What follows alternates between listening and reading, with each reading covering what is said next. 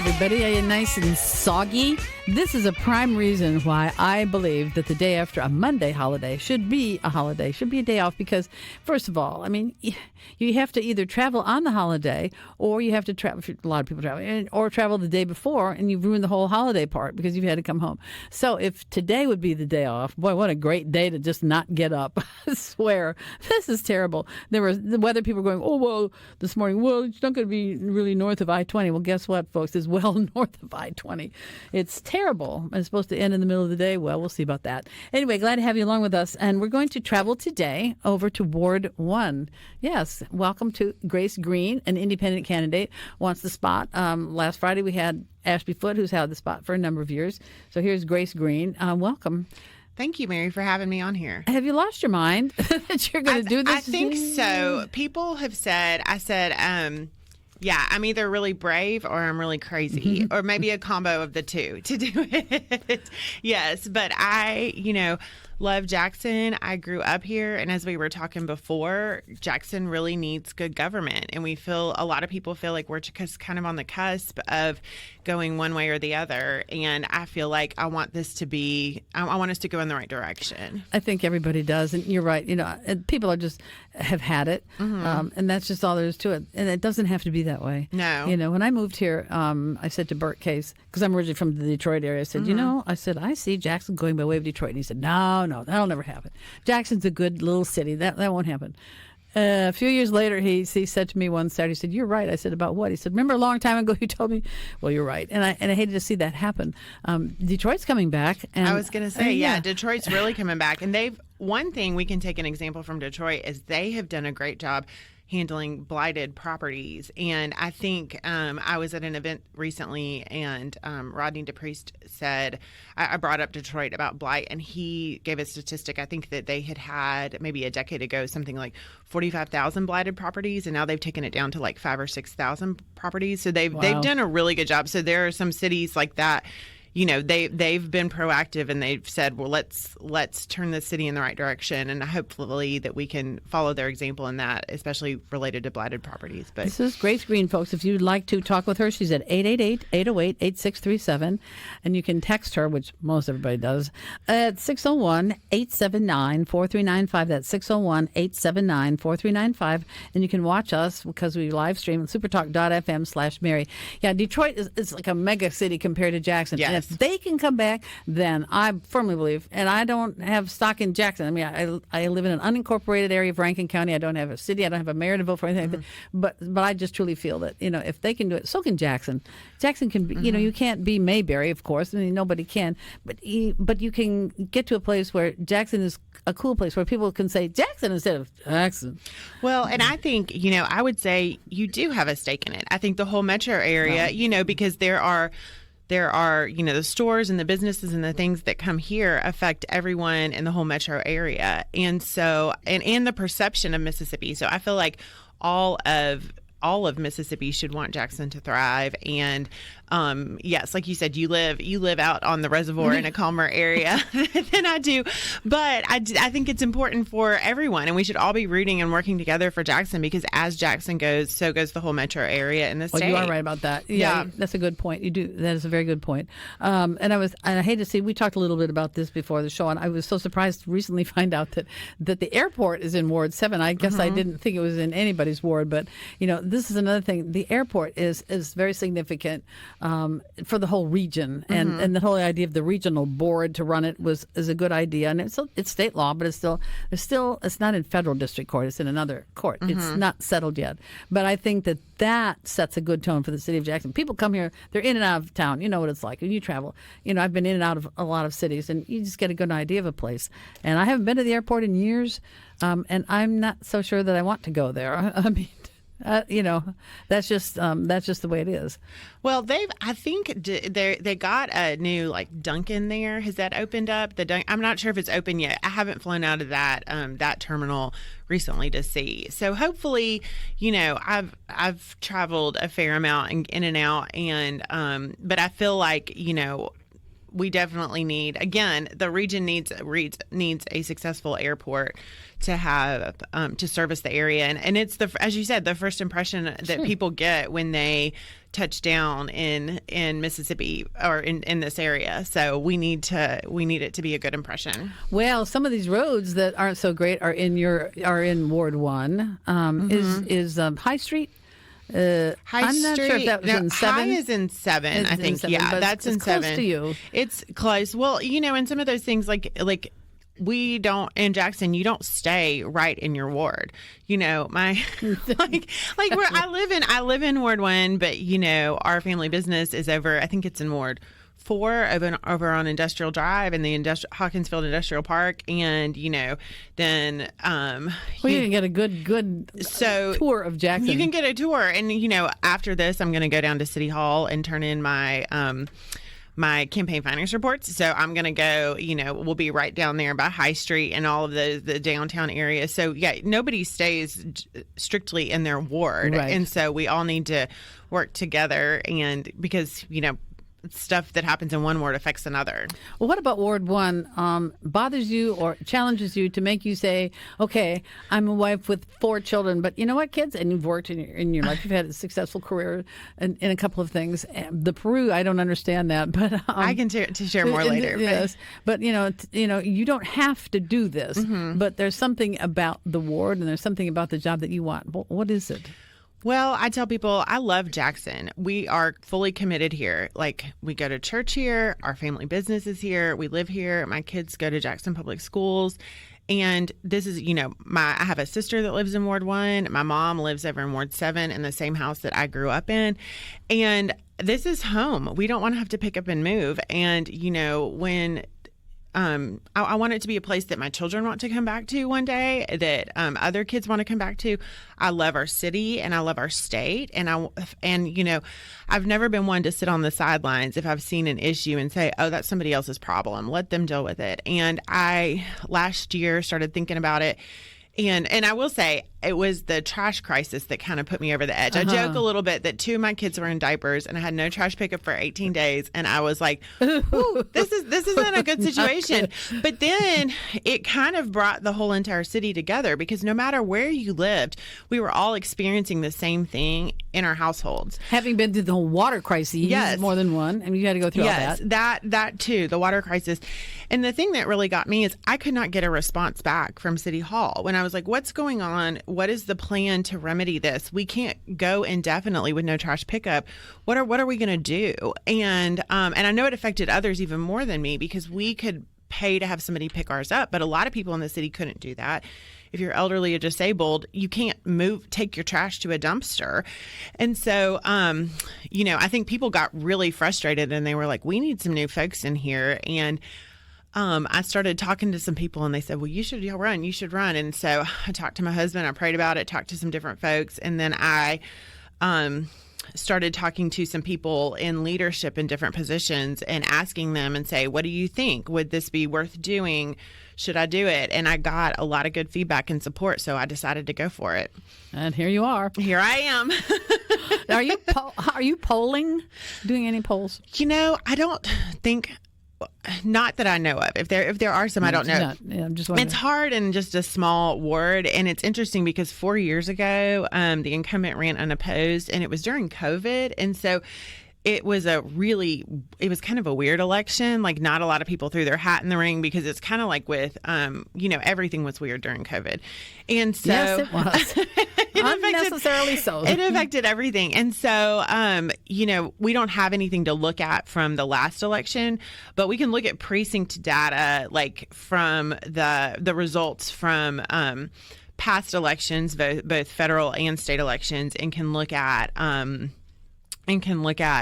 the precinct data that has come out from the the mayoral primary and the runoff there, and just kind of see, and then from that kind of try to figure out or predict what the turnout will be next week. And from that, we can kind of go, okay, this is kind of what we would need. But it's a 3-way race, so it's going to be there. It's kind of feels a little bit like the Wild West. It is. Again, I can't believe as you're coming in the studio this morning, we're saying it's a week away. It's a week away, today. Yeah. And it's like, to me, it's off in the future someplace. And now all of a sudden, whoa. We're here. It's on upon us. And I do hope And I always hope, but especially this year for Jackson, I hope for a large voter turnout. Please. I do too. It was a good turnout for I think for the primary is pretty good. At least the first one, and the runoffs were good, but definitely need that. So you mentioned waste. Are you happy with this Richard contract that goes for I don't know how many more years, or would you just soon see somebody else, or are they doing a good job, or what? I mean, I felt like they've done a good job, and as I've talked to voters, they're kind of the same way. They're like, I really don't care who it is picking up the trash as long as it's picked up. And so they've always been, friendly to me and my kids. They wave and say hey, and they do whatever. And I've never had an issue with them. So I feel like, the trash gets picked up, and that's what I need.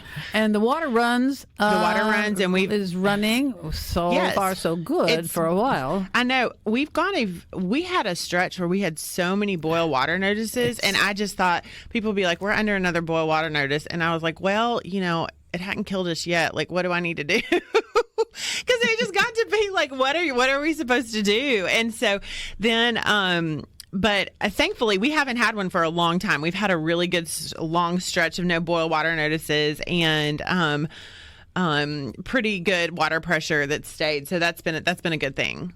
Yes.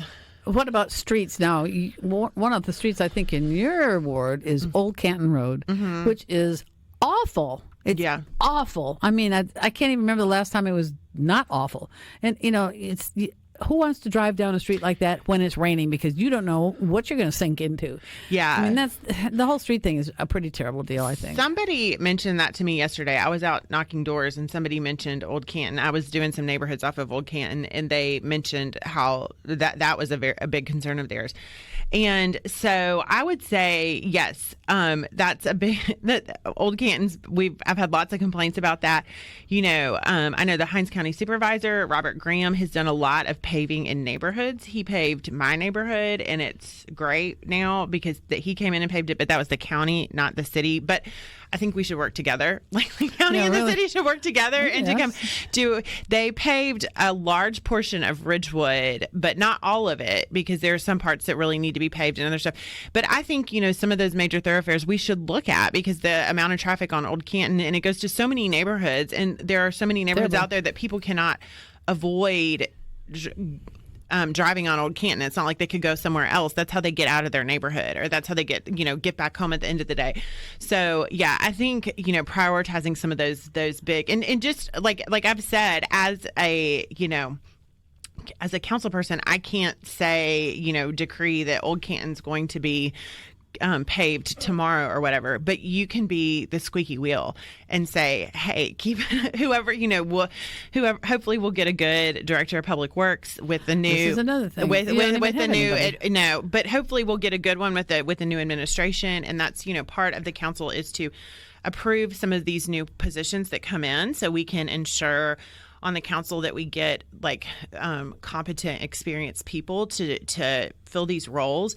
And then from that, you can be the squeaky wheel, and you can say, hey, Old Canton is a major thoroughfare. Everybody is like, how many thousands of people have to drive it every day? Like this is, and this is dangerous. Yes. And we need it to be paved, and just keep it in the forefront and be like, let's do this. This is a major thoroughfare. Let's work on this.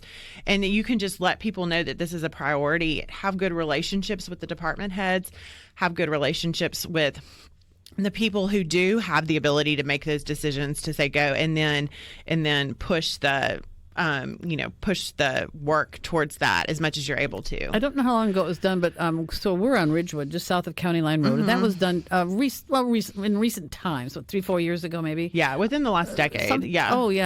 Sooner ago than that even, because I come in and noticed it. So from County Line down to Old Canton Road was redone. It has already some bad places to begin with, and also the way things are done around here, I can't believe this. You have like little craters where the public works things are, the drains, so either go through there and, wreck your alignment, or you swerve. Yes. But when you get south of Old Canton Road now, there's some really bad stuff. There's some big dips, yeah. And I'm thinking every time I go down there, which is not often, but especially some really bad ones, I think I'm going to be the one that falls through, because it's very scary. Well, you need a hovercraft, like from the good old Star Wars days, because the Old Canton is pretty pretty ragged. Well, Yes, it and is. Ridgewood, like right in front of, kind of over there by Span. Ridgewood is a disgrace. I mean, I'm going to just say that on there. As Kind of. beautiful as a road as that is, and I grew up going down that up and down. up and down. Yeah. Love Ridgewood, but it has turned into a disgrace. It needs really fixing because it's such a key thoroughfare in Jackson, and it is a absolute goat ranch And you at the moment. and you can't just throw good old asphalt on top of No, stuff. it's burnt. That's- It's in bad. It's burnt. Plain that's the way- burnt. That's it. It is plain burnt. burnt. Yeah, It is. you gotta work down. So I live in Heatherwood. So Oh, I know Heatherwood very well. The area that I'm off of on Ridgewood is good because they've got that. But Yes. also that area is very flat. Once you cross Old Canton and get like the Old Canton to Lakeland, that's very hilly. Oh, that's and terrible. So that's where That's it gets awful, really bad. yes. And that's where, like in front of Span, there's that place where like traffic. One lane will just stop and wait and go over, and because it's got a Yes, got this- and the so if two you dips. hit it, if you hit it going too fast, if you're not aware of that's in the road, it could do some damage. And somewhere on maybe it was, I don't know what street it was by, maybe Reddick, where there was work done on the road. Remember a few years ago that beautiful young woman who Yes. just graduated from high school was killed by. It was a manhole cover was missing. Yeah. And my mom, she's a great example of folks that just don't go to Jackson because of the roads. She's 78 and hitting those spots. She's hit them a couple times over the years, scares her to death, and she loves going in and out. But she's gotten where she won't go in and out because of that. That's the main reason, Yeah, and so I think that's just the more things that we can do to draw people in, and when you fix the infrastructure and fix some of these things, it'll start bringing people and businesses back to Jackson when they see some of these things happening. We got to take a break here. We'll be Okay. back in just a couple of minutes. Okay. This is Grace Greene. She is an independent candidate for Ward 1 Jackson City Council, and we'll be back in just a few. So how about that Chris Lake thing I sent you? Chris Lake. Yes, deceiver. What you talk. I got to go back. Well, it's very strange how that happened. Okay, I've had it on my iPad for a couple of years, and it has changed and it's been updated, right? So there's this really extended version. Then the other day, I played it, pulled it up, and I thought, how far would you have to go in to find it? Well, it was regular. It started right there at the beginning. What you talk, and so I sent it to you. Then I realized, oh my God, it was a remix version, which goes. It'll take you some time to listen to it, but anyway. All right, so we've got Grace Greene here in the studio, independent candidate for Ward 1 in Jackson. Here's a couple things from folks. Grace and Mary, good morning. Jackson has many faith-based folks and just good folks wanting to work and build. It's going to take unity from the top down. So what are ideas to unify the council and mayor to limit the infighting and work together for real solutions? I for sure know it's time for that unity. Grace will be great for Jackson and great for Mississippi. Tell her hi. So I think it's a good question about the infighting and all that. What is that? Yeah. What's your intel on that? Well, we don't know yet who the new mayor will be. We'll find that out in a week. And we don't know who the council will be. We'll find that out in a week. But I, Historically. feel like one of the problems that we've had is that all of the parts of Jackson have been siloed. Like the council's been siloed, and they're not working with the state legislature. They're not working with the county. The city's not working with them. The council's not working with the mayor, and there are different reasons. We're going to have a new mayor. You can say one way or the other, whoever it is, we're going to have a new mayor, and the council. We need to work together. Jackson has too many problems for everyone to be taking up their own agenda without working together with the mayor and then with other people like that like this person asked about faith-based organizations. And we've got to I have met all of the remaining mayoral candidates, and I feel like I have a good relationship, a good rapport with all of them. I have met, most of them before even filing for the front runners. Met them before filing to run. And, I think we need to work together. We need to remember we are serving the people of Jackson, not ourselves. It should not be the council versus the mayor. We should, obviously there are checks and balances. And if things get out of whack, we need to use those appropriately. But we should all keep in mind that we're here to serve our constituents. We're not here to advance our own agenda. We're here to do what is best for the people of Jackson, and in my case, the people of Ward 1. Somebody writes, it's a two-parter. Same script only from Grace. Garbage issue was the mayor's responsibility. She is a Lumumba Rukia person, and her campaign manager is a Democrat operative. Okay. I am not. I'm my own person. I'm an independent candidate. I am not, affiliated with the Lumumba family in any way other than I've said, our kids have gone to the same school, so you know them, and so you want to be friendly with them. But I'm not gonna, they're kids. They didn't sign up to be in politics, and so my kids didn't either. So. But the trash thing didn't start in April of 2023. The trash thing started in 2021 when we had multiple bids in front of the city, and the council rejected a long-term bid. It wasn't even Waste Management or Richards. I think it was FCC that won the lowest bid, and the council rejected that in 2021. And so when they rejected that, it was like multiple years of short-term contracts, which cost the city so much money because the short-term contracts cost a whole lot more than a long-term contract. And so then when you got to 2023, the only option on the table was Richards. And because all of the other people had withdrawn their bids, and because they were like, well, we're not going to do this. It's a lot of work to put in a bid, and we're not going to keep putting in new bids if you're not going to take it seriously and you keep rejecting this. So at that point, it was only Richards. And so there was a lot that had happened to lead up to that point. Some of it related to the mayor, some of it related to the council. But the ultimate thing that happened was when the council voted against Richards in April of 2023, they knew that the outcome was going to be no trash pickup for the city. And if you wanted a new contract, you would have to take a new option to vote on. You would have to take, to get the new bids, that takes time, and then it has to be a 50-day waiting period before there can be a decision made on it. This would be months with no trash pickup. Like, this is just not a tenable situation. And so this is like a situation where you're cutting off your nose to spite your face. And so maybe Richards wasn't your first choice. There are going to be times you're going to have to take hard votes on the council, and you need to be able to. But I think one of the big things was we had no communication about any of this. We had no communication about when it was going to end. We had no communication about why they voted against this. All we knew was our trash was not getting picked up, and no one was telling us why, and no one was telling us when it was going to end, and nobody was presenting a solution. And that is unacceptable, because when there's a crisis in government, the leaders need to be speaking to people about it. Okay. And so I think both the mayor and the council had a part to play, but once it had reached a tipping point in April 2023, this was not that it just came up overnight. And so when that happened, they knew the only option was no trash pickup for Jackson if they voted no. And so, if you're going to vote no, you need to tell the city why you think it's better for them not to have trash pickup than Richards. And if you're going to vote for Richards, you can say, hey, this wasn't my first choice, this whatever was going on. But I felt like we could not have in a city the size of Jackson, we couldn't go without trash pickup for weeks or potentially months. So we needed to do this. So it was kind of by the time you got to April 2023, if you did not like the Richards contract that was before the council, you were in a lose-lose situation. And so you had to pick what you were going to do. But there was no explanation. There was no communication about when it was going to end.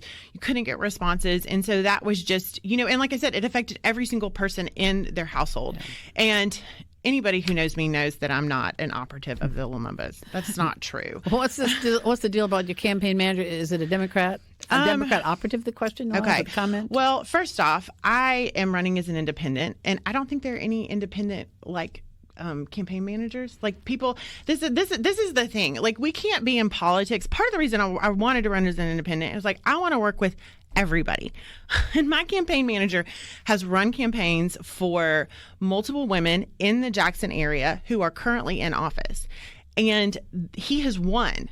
And so I'm like, he's good at this. He knows he loves working with female candidates and getting them elected. Who is he? Brad Chisholm. And so he knows how to do that. And so he knows the area. He's from here and he's got a lot of experience. And just like in government, I'm going to work with anybody, whether they're a Republican, whether they're a Democrat, whatever. And I have some very high-profile Republicans who are supporting me and some high-profile Democrats that are supporting me. I want to work. I'm not going, when you call me and say, hey, I need this fixed in my house, I'm not going to say, hey, well, are you a Republican operative or a Democratic operative? Who are you? Like, no, I'm going to serve you and work for you. And when I was looking at campaign managers and what to do, I was like, is this person good? Would I want to work with them? Do they have a proven track record of success?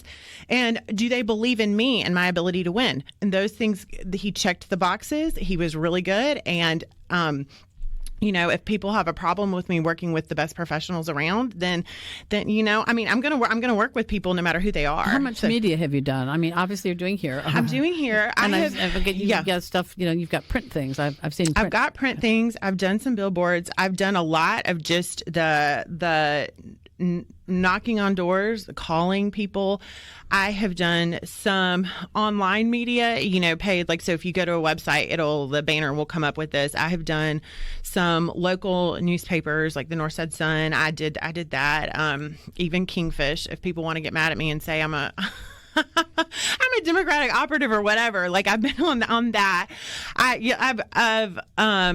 been here this afternoon. I'm going to go and I'm going to be on Eddie Jean Carr's radio show on WNPR. I've also was on Eddie Fair's show, and I was on Representative Fabian Nelson's show. And so I've done all of them. I'm gonna, if you want to have me on, I will talk if I can reach more voters. So I'm not gonna, I don't discriminate. She's not a shrinking violet either. No. So you can tell, I've been having to sit here and really pull comments out of her mouth, right? So, but by the way, speaking of, so you're content with Richards because they're doing the job. Well, they're picking up the trash, and they're coming by and they get the trash. I don't have a problem with them. We just want the trash picked up. So, and they're doing that. Really? I mean, even if it's not the capital city, you got to have your trash. So the water situation, there are some people who want to end this and, take it back to the city. Mm-hmm. In the real world, and I guess it used to be like this in Jackson, but, people paid their bills and the department, that's how the department made its money, and that's how things work. But then it didn't work. People were not paying their bills. Water's been terrible. Some people want to get rid of the fuel. I call him Mr. Fuel and Mr. Curtis. Some people want to get rid of fuel, although fuel, I think, kind of carried the flag the last time there was. Who is that? The fuel, water treatment plant. Okay. Water place. Yeah.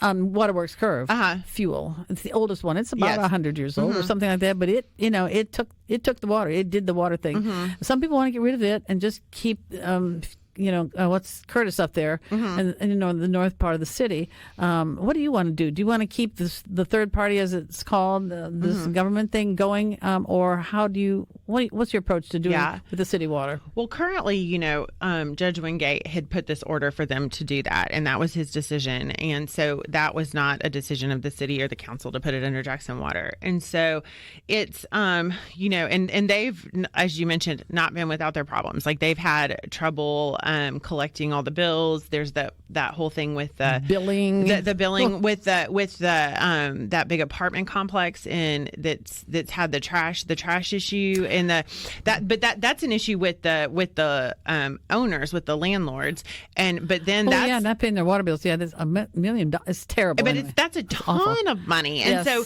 that needs to be a collaborative effort to try to collect some of that, because that's not the problem with the tenants. That's a problem with the owners of the facility. And so, I think, as we going forward, my priority would be clean, reliable water to the citizens of Jackson. And so let's look and see what the best option for that is. And if it's not Jackson Water in the future, then then we need to rethink that. Like, I think right now, like I said, we haven't had a boil water notice in a long time. We haven't done that. And so, I think Jackson has a lot to deal with, and and I think, Jackson Water clearly needs to get better at their bill collection and some of those things, but the priority should be serving the constituents and making sure that they get what they need, which in the case of water is just clean, reliable water. And so let's look at this and see the best way to do this. And, if there are better ways to get bills cleaned up, get bills paid, that kind of stuff, let's do that. But let's just be creative and let's not like put ourselves in a box that it only has to be Jackson Water. It only has to be come under the city. It has to do whatever. Let's see what we can do that best serves the citizens of Jackson. There goes the music. We got one more segment coming up. Okay, sounds good. On Mary Wieden and You. Okay. And you better be careful out there today. Yes. This is our final segment with Grace Greene, Ward 1 candidate for Jackson City Council. I don't know if it's still raining out there, but it's mildly terrible. It's off and on. Although I will say people were driving well this morning. I didn't get out of my house early, and I thought, I'm going to be slammed by 8 o'clock traffic. And it wasn't bad, and people were moving instead of the usual, just the light changes and people just sit there and wait. Maybe they actually were. They stayed off the road. Maybe they took your advice to make today a holiday, yes. And they stayed off the roads. I wish. Well, now we got to talk about crime. We have not talked. Crime is not a big issue in Ward 1. What do you think the biggest issue in Ward 1 is, by the way? Or issues. A lot of people have brought up homelessness because the homeless population is kind of, because of the I-55 corridor and the frontage corridor, migrated into Ward 1. And so a lot of people have brought that up, and I agree. For example, I always go to the Ace Hardware in DeVille when I need stuff. And recently I was there and was approached by a homeless man in the parking lot. And I wasn't fazed by it. He wasn't violent. I was just, spoke to him and was friendly and got in my car and went. But I know there are people who would not, might not shop in these places if they feel like they might be approached by a homeless person. They might feel unsafe. And so they might, go somewhere else, take their business elsewhere. What do you do with them? What do you do with the homeless people? Well, I think it needs to be a collaborative effort. It's not something that just the city or the city council can deal with. We need to sit down with, the legislature, with law enforcement, with folks like from Gateway, with folks from Stu Pot, and come up with some good solutions. They got to go somewhere. Yeah, they got to go fast because I can't tell you how many I've encountered that are not from Jackson. Yeah, there's so many that have a lot of people a lot of people are transplants brought here from other places or end up here. And I think we can look, Houston is an example of a city that's done a really good job with homelessness. They've put in some long-term initiatives and been able to really reduce the facilities for them. They have I think apartments, and they help get them. So it has to be, if you're living on the street, you're obviously in a crisis situation, and there are lots of things that can lead to that. Sometimes it's addiction, sometimes it's mental health issues. But they got to go somewhere. But what about the ones with 2 dogs they're walking around with and backpacks that I can't afford and sitting over here? I mean, this weekend I can tell you, I went by. There's a lady right under there, DeVille. Dressed better than I am, look very educated, sitting there laid back on a $200 You're in backpack. the wrong business. I'm saying, what's going on here when you got people that have more than I've got that are homeless? Yeah, I don't living on the streets in Jackson. And I don't know her situation, what the problem would be. If it would be that she is experiencing a mental health crisis, and so she might be well educated. Got to go somewhere. So they do that. So I think looking at cities that have done this and been like, okay, what have they done, and just kind of come up with it needs to be a multi-pronged approach, that it can't be just the city council putting in an ordinance that can't be enforced. But let's look with the legislature. Let's talk with them. You got to go fast though. I think Grace, because the more you don't move, they'll be moving in. But are we encouraging them to come to Jackson? I mean, because I've talked to probably 50. Yeah. And that seems to be the case. Well, I know a lot of a lot. And this is not just a Jackson problem. This is a nationwide problem that the homelessness population is increasing. But the services here help them, but also the services here can sometimes attract them. And so we need to look and see, because they're not going to be, they're either brought here or they come here because this is where the homeless population is. And so we need to, like you said, they got to go somewhere. But we can't take it. We can't take them to. They're not. We can't just take them to jail. And they're not criminals, and the jails are not. Does it have to be a tent city? Something. What would be wrong with that? Well, we've got there's this tiny house community that they're talked about working with. There are plenty of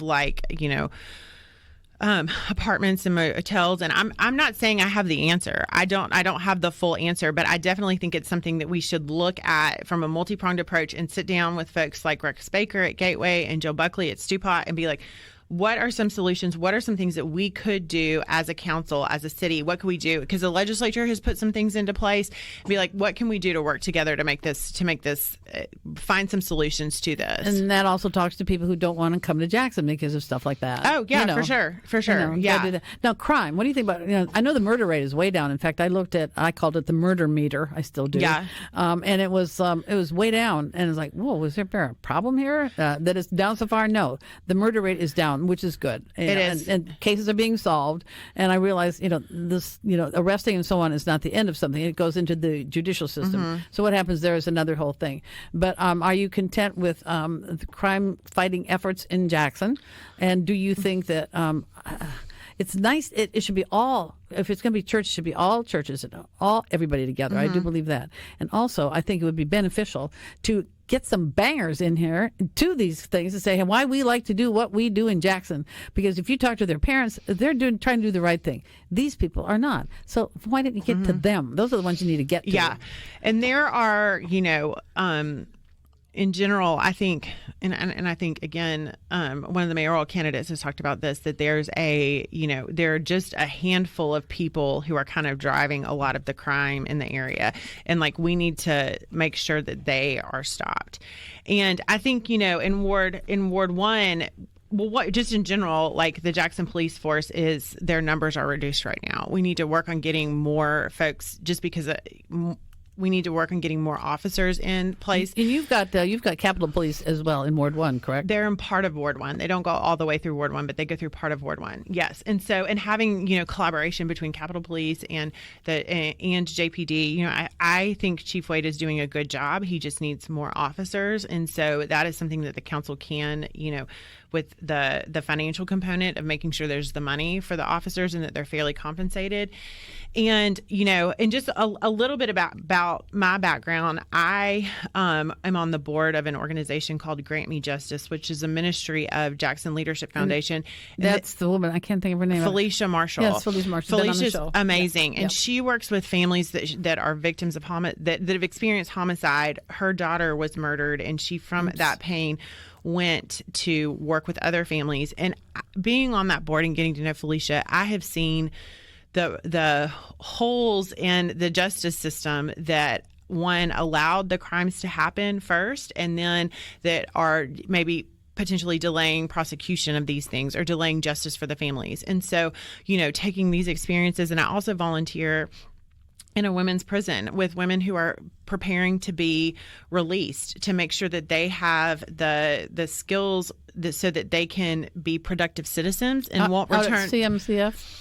No, I'm actually at the one on Highway 80, the work center that where the lower security facility where these and it's a lot of drug offenders, a lot of other things, and so you see the factors that lead people into prison and beginning these things, and say, okay, what are some things that can be done by society, can be done by government, and knowing these people, and then how do things need to change so that people are better equipped to not return to prison when they get out? Because it should be, it's the Department of Corrections. You want to correct, you want things to be improved so that when they're out, they can become productive citizens. That's the goal. And so I think definitely, if people don't feel safe in their homes or in the city or going somewhere, people don't feel safe coming into Jackson, that's a huge problem. And none of this other stuff matters, because that's, just the basic fight or flight instinct in us if we're not feeling safe. And so we need to do what we can to support the police force, to do preventative things so that crime doesn't happen, and then when it does, to make sure that people are brought to justice. But that's a hard part. Yeah, it's a hard thing. But I mean, that's not. It's not. That's part of the court system. But just that we don't try cases at city council, but just making sure that we are doing our part with working together with other agencies to make sure that they have what they need to succeed. We've got about another minute left. What do you think? How are the finances in the city of Jackson? I know it's not exactly easy to find out because that kind of information is not being given out, but you got to know that, because you got to know if do you have to raise taxes on people for whether it's, you supposedly have all these little taxes already for streets and things like that. I mean, what about crime fighting and so on? It's but you don't mess. know. And I think, a number of the mayoral candidates have said when they come in, they're going to do a forensic audit. I think we need a total audit to find out what's happening, because again, if you don't know what you're dealing with, like financially, if you don't know where the money is, if you don't know what's happened, then you're not going to be able to make decisions going forward if you don't know what you have to spend. So I think that needs to be like number one. And I'm thankful that a lot of the mayoral candidates have expressed that they're like, we got to figure out what's going on here. We got to figure out what's happened with the money here, and and know what we've got, what we're working with, and where everything is. And yeah, that'll be interesting, because there'll be some drawers to go through. Well, there's some drawers and files to go through. I think it's going to be. Could tell a story. It's going to be. There's going to be a lot of work ahead. If I win, I don't have rose-colored glasses thinking that we're just going to come in and be able to just go for it. I know it's going to be really hard work, and there's going to be there's some mess to clean up, or a lot of mess to clean up, but hey, I'm a mom. I've cleaned up lots of messes before. I can do it again. Grace Greene, that's a good way to put it. You have 4 kids, so you certainly do know. One of them, 2 years old? She's 3. Oh, 3. The youngest one is 3, so you still got some stuff there to go. Thanks an awful lot for coming in. All right, Friday, we're going to take a break from politics, at least for a little bit, and we're going to have Denise Cantrell from CARA. They're getting ready for their big thing. And, fun. You probably know Denise, don't you? I mean, we have to take a break. I mean, we do serious things, and we also do, but that's very serious too, because if you're an animal person like I am and a dog person, this stuff. Well, they do very important work. I mean, my family has a dog. We love her. Gotta go. See you Friday. Yes. Thank you, Mary.